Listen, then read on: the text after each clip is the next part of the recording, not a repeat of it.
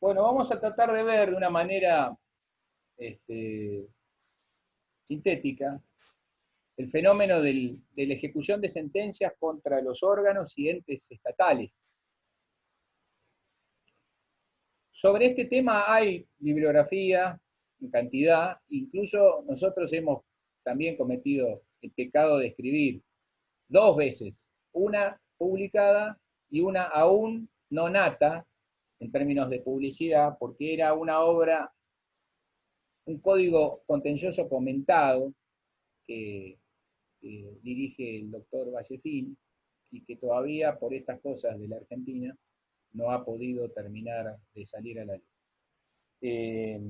Yo les voy a dar la charla sobre la base de este segundo trabajo, que es más moderno, pero les digo que en gran medida esto está escrito en un trabajo anterior que creo que está en la biblioteca de la cátedra virtual, casi seguro, y que seguramente cuando lo vean se van a asustar porque es un poco extenso, pero en realidad contiene tres fenómenos diversos. Nosotros de esos tres fenómenos hoy vamos a ver dos. Tiene un análisis sobre la ejecución de sentencias en el ámbito federal, tiene un análisis sobre la ejecución de sentencias en el ámbito provincial, y tiene un análisis sobre la ejecución de sentencias y las emergencias económicas, que, como se han repetido en este último tiempo en la Argentina, desplazan el sistema previsto en la ley y en la Constitución. Ahora lo vamos a explicar. ¿Me entienden lo que estoy diciendo? Entonces, nosotros vamos a estudiar hoy de esas tres, que si quieren ir y ver, está el trabajo. De esas tres vamos a ver dos. Vamos a ver provincia. No vamos a hablar de la nación, aunque alguna referencia siempre hago, porque como yo soy provinciano, y pienso que en provincia la legislación siempre ha sido superior a la nación, una vez que uno puede, le saca el lustre a la provincia. Conceptualmente, la ejecución de sentencias, la ejecución de sentencias es digamos, el procedimiento o es la etapa procesal que permite, ante la falta de voluntad del deudor en cumplir un mandato judicial firme, la transformación compulsiva de ese mandato en hechos concretos. Es decir, ustedes van a discutir con un juez, si me permiten la mirada platónica, en el campo de las ideas, ¿cierto? En el campo de las ideas. Lo más próximo a la realidad es obtener un mandato cautelar. Después es toda una discusión teórica, con escritos que van y que vienen. La sentencia incluso de conocimiento, de condena, en general es una declaración teórica que en algún momento hay que corporizar, que hay que hacer tangible, que hay que hacer concreta, ¿cierto? Y es en ese momento en donde aquella condena de decir A debe a B 1.000 pesos, debe hacerse concreta y A debe darle, o el juez le sacará a 1.000 pesos para dárselos a B. ¿Estamos claros? Ese fenómeno, mirado desde una perspectiva institucional, es un indicador cierto del grado de eficacia de la función jurisdiccional y de la vigencia del Estado de Derecho. Porque tratándose del Estado, vale preguntarse si hay un sometimiento pleno del Estado o de la administración a la juridicidad.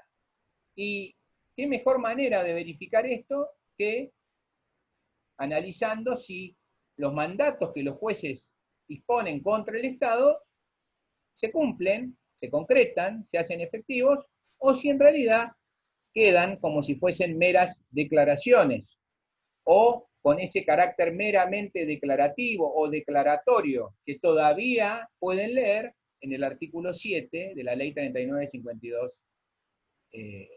nacional. Ahora, entonces pareciera que si yo me preguntara hoy qué cosa es la médula de la tutela judicial efectiva, la médula es llegar al momento en que lo decidido por un juez se hace cierto. Y lo contrario es, bueno, cuál es el valor de la judicatura y de toda la jurisdicción si es que en su momento no llegamos a la etapa de la execución.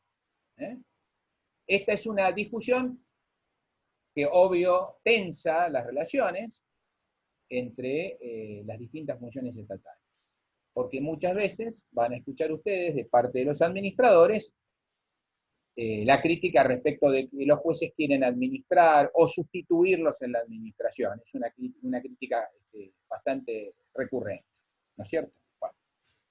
Ahora, previo a que nosotros podamos ingresar al tema en sí concreto, yo voy a tratar de hacerlo rápido, pero hay algunos acápites que tenemos que asumir. Por ejemplo, el capítulo, a ustedes les podría llamar la atención que el capítulo de ejecución de sentencias esté compuesto solo de 4 artículos. No voy a hacer lo que hizo Guille el otro día, pero más o menos. Es decir, sería bárbaro que solo en 4 artículos tuviésemos resuelto el problema de las ejecuciones de sentencias. Pero bueno, ya vamos a ver que es un poquito más complejo. La primera cuestión que aparece es que el título del capítulo 12, si tienen el código a la mano, verán ustedes que es de la ejecución de la sentencia contra los órganos y los entes estatales, que es el tema que vamos a dar hoy. Sin embargo, si ustedes van al artículo 66, el artículo 66 dice ejecución de sentencias contra particulares y entes no estatales. ¿Y qué dice este artículo? Que la ejecución de sentencias contra particulares y entes públicos no estatales se regirá por la norma del Código Procesal Civil. Así que uno podría en un primer momento considerar que el título está mal titulado el capítulo, porque resulta que también habla de los entes privados y de los públicos no estatales. Si lo leemos de nuevo, nos vamos a dar cuenta que en realidad está bien titulado. ¿Por qué? Porque respecto de los entes privados y los públicos no estatales, remite al Código Procesal Civil y Comercial.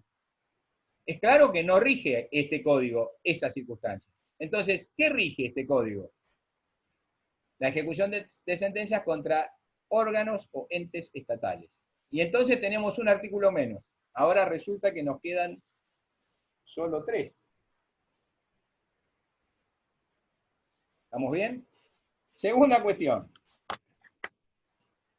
No distingue el código dentro de lo que es la ejecución qué tipo de sentencia se ha dictado. Obvio que es condenatoria. Me dicen ustedes, bueno, si no esas otras no se ejecutan. No, ciertamente. Ahora, ustedes saben a esta altura del partido que puede haber sentencias en procesos individuales y puede haber sentencias en procesos colectivos. Y entonces aparece el segundo problema, que es, ¿podrá este código, con sus prescripciones, regular la ejecución de sentencia de los procesos colectivos? Y bueno, me anticipo a señalar que la regulación es del todo insuficiente. Con lo cual, ¿qué hay? Hay mucho de pretoriano en esto. Hay mucho de creación judicial en esto. Porque procesos de incidencia colectiva en el ámbito del contencioso hemos visto que hay, y hay muchos. Ahora, al momento de definir cómo se concretan las sentencias, podemos tener dificultades y resulta que tenemos solo 3 artículos para poder ejecutar esta sentencia. Y vamos a ver que los artículos no nos alcanzan en términos de incidencia colectiva. Y entonces yo en este trabajo hacía una referencia muy rápido a las distintas sentencias que puede haber, desde sentencias exhortativas, que no son estrictamente sentencias condenatorias. Las sentencias exhortativas se utilizan para llamar la atención de los otros poderes públicos, de las otras funciones estatales. Ustedes habrán visto sentencias exhortativas en qué sé yo, en la causa, no sé, en Arriola, con el tema de la tenencia de drogas para uso personal, la necesidad de regularlo. En Badaro, con la cuestión de la movilidad previsional.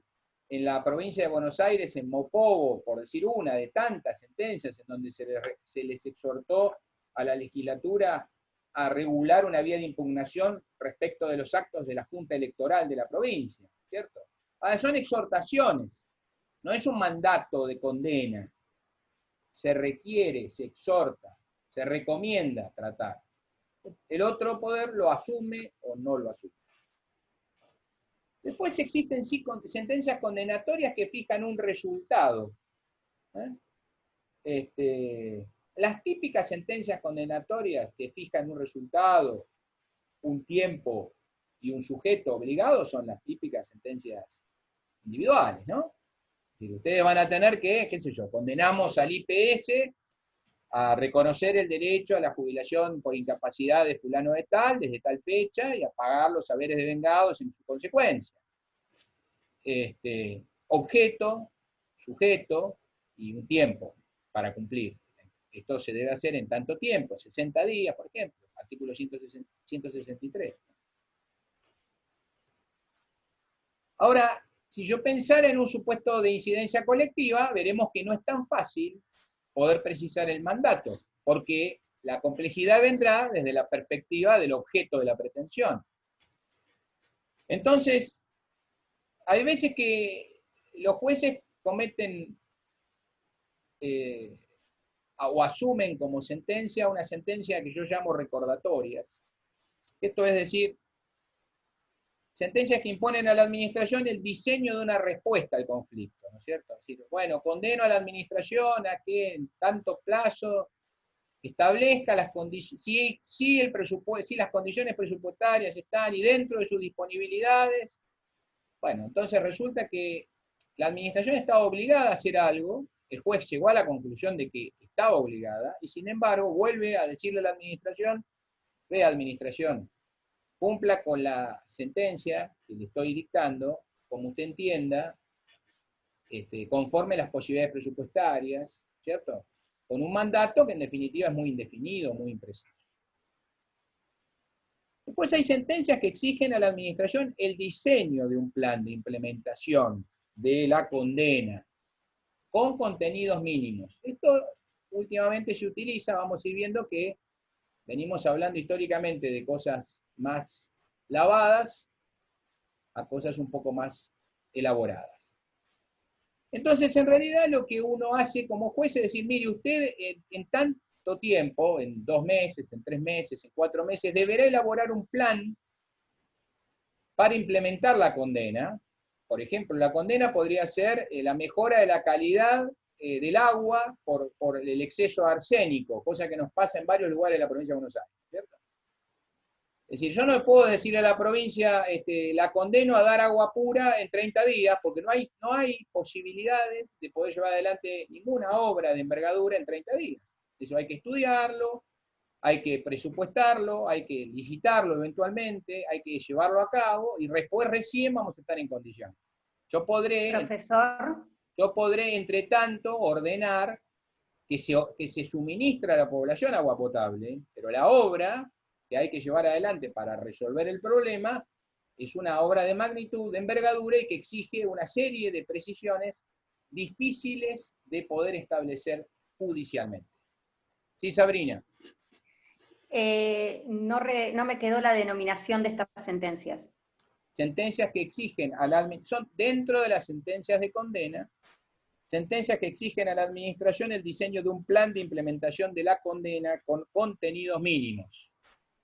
Ahora, el juez le dice, no, usted no va a traer el plan que usted quiera, sino que le dice: tiene que fijar cuáles son los objetivos, describa las etapas, establezca plazos para cada etapa, explique cuáles son las formas de financiamiento para cada una de esas etapas, y determine también las formas de monitorear el cumplimiento de esas etapas. Un plan.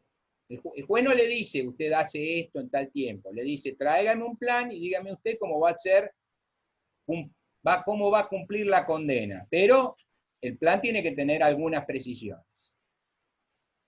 El siguiente modelo es similar, pero con un agregado, que es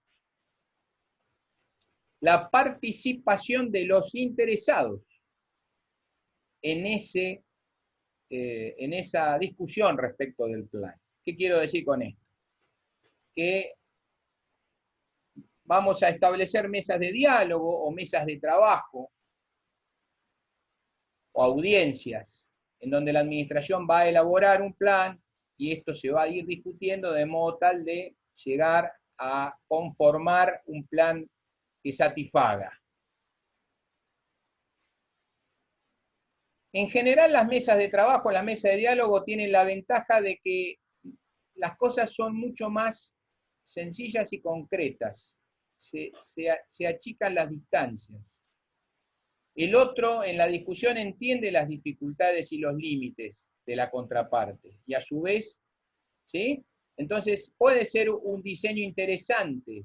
El juez escucha, el juez en definitiva puede homologar, o el juez puede señalar que es insuficiente la propuesta, pero en definitiva las partes están articulando un diálogo más allá de la sentencia de condena. Y los procesos colectivos en general no se agotan en la sentencia de condena, sino que se inicia una nueva etapa a propósito de la ejecución de esa condena, tendiente a su implementación. De todo esto, al no tener código de proceso colectivo, prácticamente no tenemos pautas. Y entonces esas pautas se van fijando jurisprudencialmente. Algunos de estos esquemas son, si ustedes hicieran el estudio de 20 o 30 sentencias de condena en procesos de incidencia colectiva, podrían ir viendo cómo este ascribe este modelo, este ascribe este otro modelo. Son modelos que se ven en la realidad, no son inventos de Villafañe.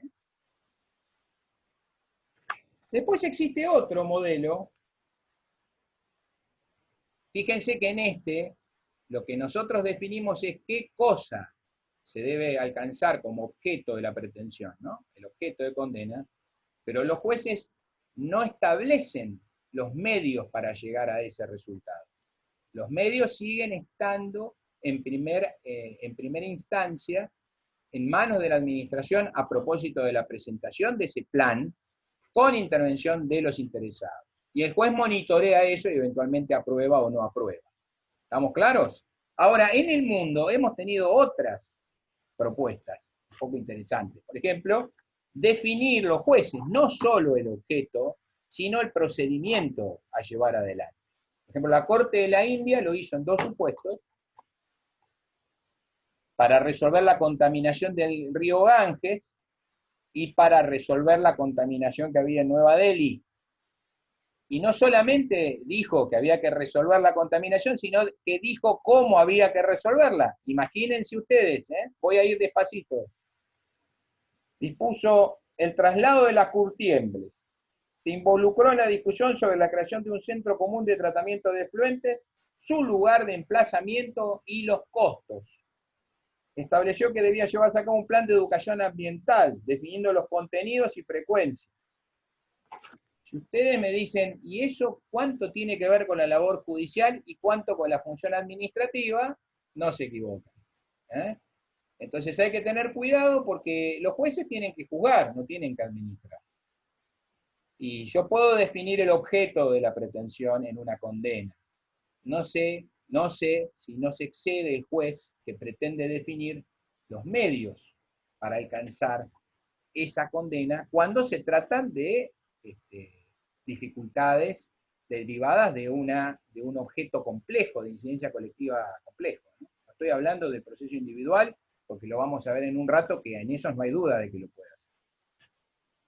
Entonces, la primera dificultad que tendríamos en el código, o con el código, es que no tenemos mayores precisiones respecto de cómo llevar adelante un proceso de ejecución de sentencias si se tratara de una sentencia de condena de carácter colectivo, que sea un poco más compleja, digamos, que el objeto sea complejo, que el objeto suponga resolver un conflicto estructural. No sería sencilla la labor. Y entonces aparecen todos estos, o estas distintas alternativas pretorianas para tratar de encauzar. Y creo que de hecho ustedes habrán estudiado, quizá, Mendoza, como en su momento la Corte de la Nación asumió en Mendoza una cuestión ambiental con el tema del riachuelo, y todavía estamos por ver que el riachuelo mejore ostensiblemente. Ha mejorado un poco. No sé si tenemos que estar satisfechos por lo que ha mejorado el riachuelo después de casi 15 años de Mendoza. Entonces, ahí es donde el Poder Judicial también pierde legitimidad, ¿no es cierto? Si demoramos mucho, perdemos legitimidad. Si lo que se decide, en definitiva, no se concreta en la realidad, también perdemos legitimidad, porque entonces la parte considera que, en definitiva, haber litigado no le genera esa tutela judicial efectiva a la que se refiere tanto la Constitución como la Convención Americana. Otro capítulo, la emergencia económica. La emergencia económica daría hay otro trabajo que yo escribí hace muchos años, yo ya estoy viejo y no sé, no me acuerdo ni cuándo, pero escribimos sobre la emergencia económica cuando la ley 12727. El artículo debe ser del año 2002, por ahí. Y bueno, tratar de entender la emergencia económica tan antipática es tratar de entender cualquier emergencia, porque es igual de antipática. Miren, nosotros hoy estamos dando esta clase porque estamos en emergencia. Y no me van a decir que no es antipático dar clases así. Y uno dice, ¿y por qué estamos así, doctor? Porque hay una pandemia. Y si nos llegamos a juntar, nos contagiamos y sería mucho peor. Entonces nos han invitado amigablemente, bajo pena de sanción, a mantenernos en casa, salvo que desempeñemos una actividad esencial o equiparable, y entonces algunos de nosotros podemos ir a trabajar cotidianamente o casi cotidianamente. La emergencia económica puntualmente ha incidido en la ejecución de sentencias, y no deja de ser un capítulo de lo que es el concepto de emergencia. Cuando ustedes estudiaron en Administrativo 1 Poder de Policía, habrán estudiado que el típico poder de policía, de salubridad, seguridad y moralidad, se había extendido a propósito de una construcción norteamericana, derivada de la crisis del 29, derivada, no, antes había tenido antecedentes, pero se vio con todo su esplendor en la crisis del 29, derivada de cómo resolver el problema de una emergencia económica con las asimetrías que se generan frente a emergencias económicas. Entonces, los ejemplos típicos que dábamos acá es, bueno, frente a una emergencia económica, los costos de las cuotas hipotecarias crecen exorbitantemente, o las personas pierden su empleo, y entonces llevar adelante el sistema en los términos pactados ordinariamente conllevaría que muchas familias quedaran en la calle. Lo mismo podríamos plantear en relación a las locaciones inmobiliarias. Y entonces no es raro que cuando nosotros hemos tenido emergencias económicas, dentro de las medidas que se adoptan es duplicar la indemnización para que no haya despidos, suspender las ejecuciones de locaciones, los lanzamientos o los desalojos por un tiempo, congelar las tasas o disminuir las tasas de interés de los mutuos hipotecarios. Y claro, ustedes me dirán, bueno, pero eso son todas medidas muy favorables para aquel que es la parte débil, ¿cierto?, de la relación, aquel que está más desaventajado. Sin embargo, mirado desde una perspectiva constitucional, el acreedor, digamos, tenía derecho, porque esos eran los términos del contrato que se habían pactado, ¿cierto? La emergencia viene a modificar esta relación, viene a tolerar que el Estado modifique el equilibrio a favor de la parte más débil, siempre que se cumplan determinadas condiciones. Las condiciones tienen que ser resguardar intereses generales de la sociedad, que estemos frente a una cierta crisis social, frente a una situación de verdadera emergencia que tiene que declarar el Congreso, que las medidas que se adopten para conjurarla sean razonables, procurando un alivio, pero nunca avanzando sobre la sustancia del derecho, y además que sean temporarias. Este es el esquema básico de cualquier sistema de control de emergencia. Estas 4 exigencias siempre están presentes. En el trabajo tienen desarrollado los fallos de la Corte Federal en donde se dio esta evolución. Si tienen mayor interés en estudiarlo, lo pueden ver ahí. Se está